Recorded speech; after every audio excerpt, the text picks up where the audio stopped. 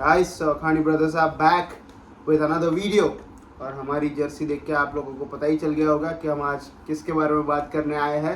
लेकिन वीडियो शुरू करने से पहले वीडियो को लाइक कीजिए, वीडियो को शेयर कीजिए और हमारी चैनल अखानी ब्रदर्स को सब्सक्राइब कीजिए।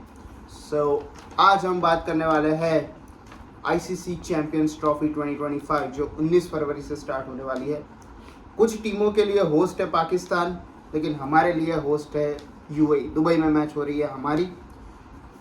2023 वर्ल्ड कप की निराशा के बाद हम 2024 में T20 वर्ल्ड कप जीते। फाइनली 10 साल बाद हमारे हाथ में आईसीसी की टूर्नामेंट आई और एक और आईसीसी टूर्नामेंट इस साल जीतने के हमारे चांसेस है। बात करते हैं टीम इंडिया के बारे में। टॉप ऑर्डर में है अपने मुंबई का राजा रोहित शर्मा, अपने vice captain Shubman Gill and the GOAT Virat Kohli. ठीक है, तो क्या कहना है विशाल टॉप ऑर्डर के बारे में?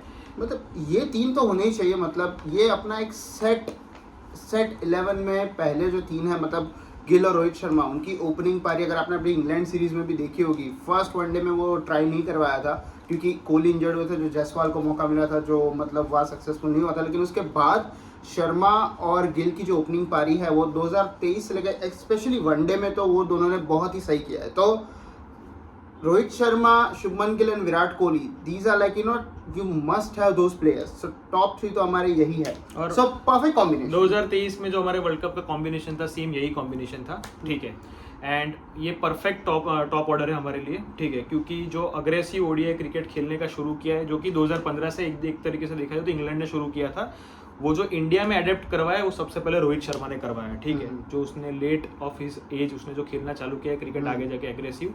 दूसरे साइड पे शुभमन गिल बहुत ही अच्छे फॉर्म में इंग्लैंड की सीरीज में उसने तीनों मैच में 50s बनाए एंड बहुत कॉन्फिडेंट, बहुत फ्रेश एंड बहुत सॉर्टेड लग रहा था। ठीक है, विराट कोहली ने भी आखिर की मैच में 50 बना दी एंड वो विराट कोहली है। ठीक है, अगर वो विराट कोहली ने मतलब अपने कैरियर में इस तरीके से अचीव कर लेने कि 10 दिन भी अगर 10 गेम भी बुरी खेलता है, he will still get a chance. तो एकदम परफेक्ट हमारा टॉप ऑर्डर है, इसमें कुछ भी चेंजेस करने की जरूरत नहीं है। ठीक है, मिडल ऑर्डर की बात करें तो मिडल ऑर्डर में ऑलराउंडर को भी मैं अगर कंसीडर कर दूं जो कि बैटिंग ऑलराउंडर्स है, तो मिडल ऑर्डर में हमारे पास ये ऑप्शन है: श्रेयस अय्यर, केएल राहुल, ऋषभ पंत, हार्दिक पांड्या, अक्षर पटेल एंड रविंद्र जडेजा। मतलब एक प्लेयर प्लेइंग 11 में आ सकता है, ऐसे वाले स्ट्रॉन्ग प्लेयर है। मतलब क्या ही बताए इसके बारे में। If I talk about Hardik Pandya का इस टीम में होना बहुत ज़रूरी है क्योंकि वो ऐसा इम्पैक्ट लेके आता है कि वो गेम को किसी भी दिशा में पलट सकता है। एंड अक्षर पटेल और रविंद्र जडेजा की बात करूँ तो दोनों ही मतलब इम्पैक्ट प्लेयर है, दोनों ही स्पिनिंग के इतने अच्छे बॉलर्स है और बैटिंग में भी दोनों का कॉम्बिनेशन बहुत सही होता है। And if I talk about wicket keeping option तो केएल राहुल है, लेकिन KL Rahul wicket keeping option से ज़्यादा उनकी जो बैटिंग सेंस है, जो वो आके इनिंग को स्टेबल करते हैं, वो भी बहुत बहुत बहुत ज़रूरी है। ऋषभ पंत भी एक एक्स फैक्टर है, लेकिन मेरे को एक अलग ही प्लेयर जो अभी लग रहा है अलग ही जोन में, वो है श्रेयस अय्यर जो नंबर 4 पे आके, मतलब इंडिया को हमेशा नंबर 4 एक तकलीफ रही है हमेशा, लेकिन जब 5-10 साल से, लेकिन जब से श्रेयस अय्यर आया है स्पेशली ओडीआई में, वो तकलीफ थोड़ी दूर होती हुई दिख रही है। क्योंकि अगर आपने इंग्लैंड वाली सीरीज देखी, पहले मैच में श्रेयस अय्यर और शुभमन गिल ने आके काफी संभाला था, उसके बाद भी ये तीसरी वनडे में श्रेयस अय्यर ने आके काफी थोड़ा संभाला इनिंग्स को। सो वो जो जब लेट्स से आपके जब भी टॉप 3 नहीं चलते तो फोर्थ बैट्समैन इतना इंपॉर्टेंट बन जाता है और श्रेयस अय्यर उस रिस्पॉन्सिबिलिटी को काफी सही तरीके से निभा रहे हैं अभी। 2023 के पहले से, लेकिन खास करके 2023 का भी वर्ल्ड कप का जो श्रेयस अय्यर का कैंपेन था, इतना अंडररेटेड। ठीक है, इतनी सारी उसने सेमीफाइनल की जो उसकी इनिंग है, मतलब लोगों ने उसको इतना अप्रिशिएशन दिया ही नहीं। ठीक है, तो जो हमारा मिडिल ऑर्डर का प्रॉब्लम, जैसे कि आपने बताया जो प्रॉब्लम था, वो श्रेयस अय्यर ने बहुत हद तक सॉल्व कर दिया। ठीक है, बिल्कुल सही। और टॉप ऑर्डर अगर फेल हो जाता है ना, तो हम इस बंदे पे भरोसा कर सकते हैं। ठीक है, इसके पहले बहुत सारे ऐसे प्रॉमिसिंग नाम आए थे लेकिन कंसिस्टेंट नहीं रहे। मनीष पांडे था, ठीक है, फिर केएल राहुल को भी सेकंड डाउन बहुत बार ट्राई करवाया गया था। अगर मैं बहुत पीछे जाऊँ तो धोनी ने भी सेकंड डाउन बहुत ट्राई किया था, पर कोई कंसिस्टेंटली इतना परफॉर्म कर ही नहीं कर पाया जितना श्रेयस अय्यर कर रहा है। तो उसका पक्का इन 11 में स्थान बनता है। ठीक है, 4th position is, second down position is final. And after that अगर मैं कीपिंग ऑप्शन की बात करूँ, ठीक है, मैं ना ऐसा मुझे ना वो ऋषभ पंत का मैं बहुत बड़ा फैन हूँ because of his ex factor, लेकिन ना ये मुझे यार देख के उसकी कहीं टीम में जगह नहीं बन रही है ना, वो देख के मुझे थोड़ा ऐसा यार वो ऐसा दर्द लग रहा है कि मुझे लगा मिस आउट कर रहे हैं एक बहुत अच्छे प्लेयर को। लेकिन क्या केएल राहुल हमारा ओडीआई का पहला विकेट कीपिंग ऑप्शन है, ठीक है, तो हम उसके साथ ही जाएंगे जो कि मुझे पता है। लेकिन अगर हम पहली मैच में भगवान ना करे कि ऐसा कुछ ऊपर नीचे हो जाए, सो आई वुड प्रीफर कि हम ऋषभ पंत के पास जाए, ठीक है, क्योंकि 2019 के सेमीफाइनल में जैसे गेम बैठ गया था, जैसे हमारी बहुत बार गेम बैठ जाती है क्रंच गेमों में, जहाँ पे हम बोले जनरेशनल चौकर्स हो गए अभी हम साउथ अफ्रीका के बाद, ठीक है, जहाँ पे 3-4 विकेट गिर गई, ठीक है, तो जो आने वाला बैट्समैन है कि सिंगल डबल करते करते सामने वाले बॉलर्स इतना प्रेशर बना देते ना, ऋषभ पंत वो तोड़ता है, आके ऐसे मारना चालू करता है, वो अपनी नेचुरल गेम ही खेलता है। उसको मतलब उसको जाके ऐसा है कि मेरे को जाके अपना नेचुरल गेम में डिस्पाइट ऑफ द सिचुएशन चौके छक्के मारने, उससे बॉलर की लाइन थोड़ी बिगड़ती है, उसका कैप्टन थोड़ा और सोचने में मजबूर होता है, ठीक है, तो उसकी वजह से मैं हमेशा चाहूंगा कि ऋषभ पंत हमारी इन 11 में हो। लेकिन लुकिंग एट करंट सीनरी लगता है विकेट कीपिंग में केएल राहुल ही हमारा ऑप्शन होगा, ठीक है। So Rohit Sharma, Shubman Gill, Virat Kohli, then Shreyas Iyer and then KL Rahul. Of course एक ऑलराउंडर ऑलरेडी फाइनली है हार्दिक पांड्या, लेकिन उसके बाद क्या लगता है दूसरा ऑलराउंडर कौन होगा? I think we should go with Ravindra Jadeja, क्योंकि वो दुबई में बहुत बार खेल चुके हैं और जो उनका एक्सपीरियंस है, मतलब वो अनमैच। अभी इंग्लैंड वाली सीरीज में अक्षर पटेल, रविंद्र जडेजा दोनों को खिलाया गया है साथ में, सो कॉम्बिनेशन अपने पास कॉम्बिनेशन बनाने के लिए बहुत सारे हैं, लेकिन I would prefer Ravindra Jadeja ahead of Axar Patel just because of his experience, fielding, presence of mind and everything. So I will go with Jadeja. Jadeja और अक्षर पटेल दोनों को खिला सकते हैं, हाँ। ठीक है, क्योंकि नीचे हमारे पास वरुण चक्रवर्ती ऑप्शन है नीचे, ठीक है, और हार्दिक पांड्या जो कि फास्ट बॉलिंग करते हैं, तो अगर हम 2 बॉलर के साथ जाते हैं तो हमारे ऐसे 3 बॉलर हो जाते हैं, तो हम और 2 स्पिनर ऑप्शन के साथ ट्राई कर सकते हैं, ठीक है। तो ऑलराउंडर में देखा जाए तो बहुत अच्छी बात है, मतलब बहुत टाइम तक इंडिया में ये टाइम भी नहीं आया था जहाँ पे हमारे साथ इतने सारे ऑलराउंडर जहाँ पे हम सबको ले सकते हो। हार्दिक पांड्या भी अच्छे से दिख रहा है, जाडेजा अपना एक्सपीरियंस यूज करता है, और अक्षर पटेल तीनों फॉर्मेट खेलता है, ठीक है।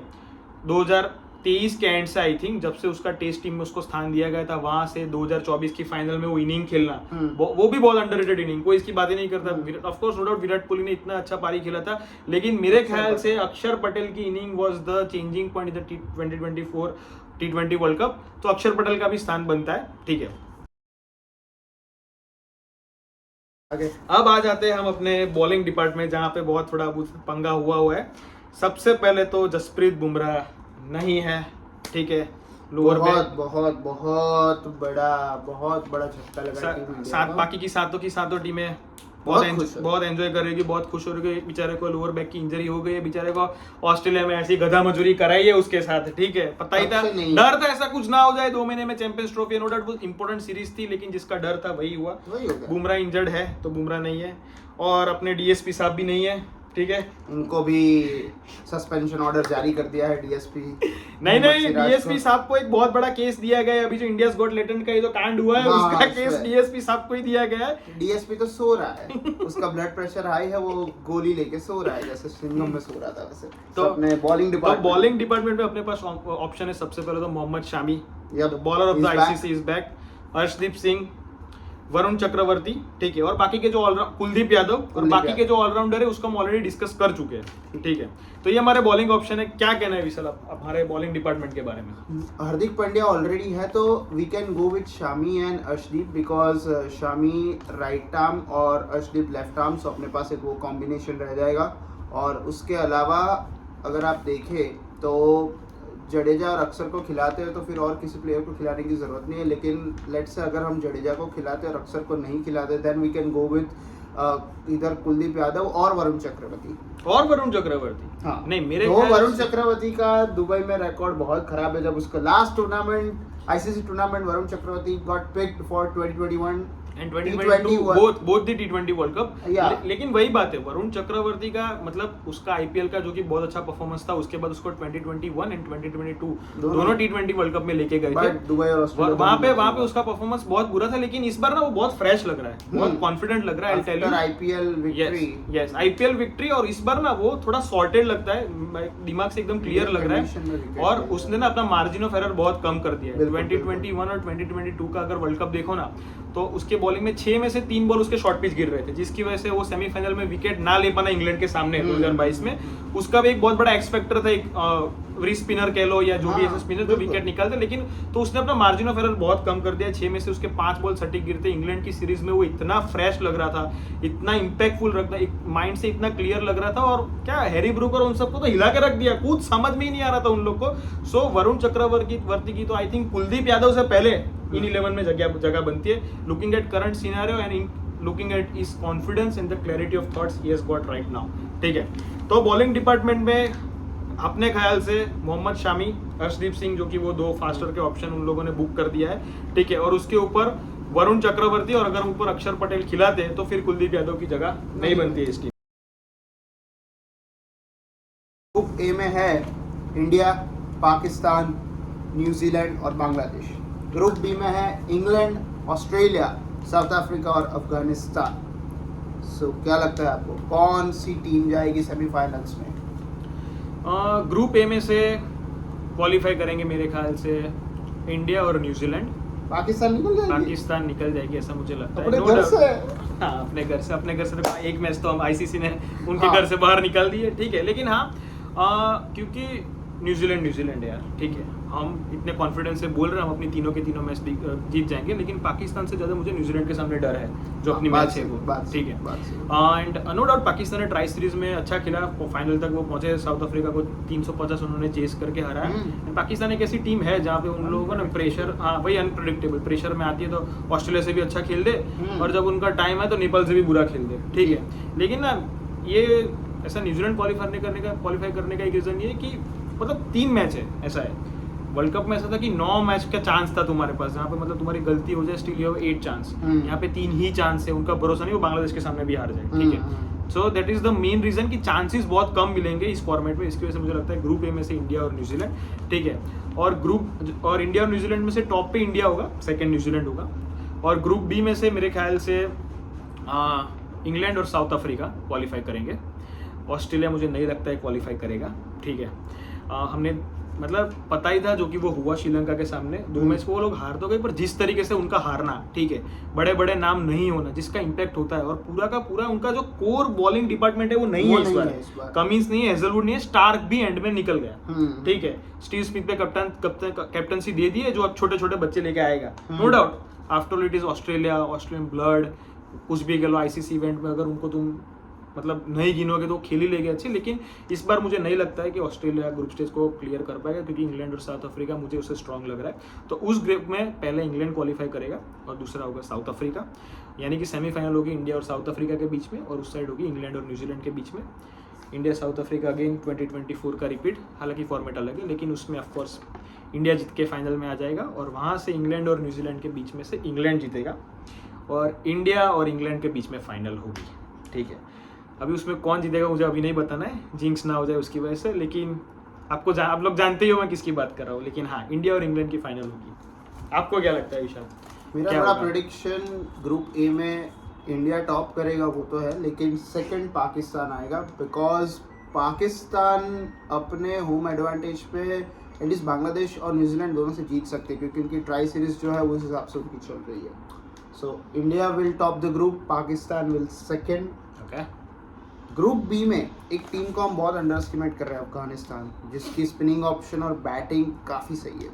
सो उस ग्रुप में टॉप करेगी साउथ अफ्रीका और सेकंड पे आएगी Afghanistan. Afghanistan can do miracle, they have done the miracle in shorter format in 2024, even in the world cup in Indian condition they played very well, they almost clicked the semi-final, almost। वो Glenn Maxwell की inning अगर नहीं आती, एक टांग वाला वो लंगड़ा त्यागी आके उनको जो मारे है, वो अगर नहीं होता तो साउथ अफ्रीका सेमीफाइनल में होती। Imagine that. नाउ इंडिया की फिर सेमीफाइनल होगी अफगानिस्तान से, और पाकिस्तान की होगी साउथ अफ्रीका से। सो फाइनल में इंडिया पाकिस्तान आते हुए मुझे दिख रहे हैं। लेट्स सी क्या होता है। चैंपियंस ट्रॉफी इस वेडनेसडे से चालू हो रही है, न्यूजीलैंड और पाकिस्तान की पहली मैच है।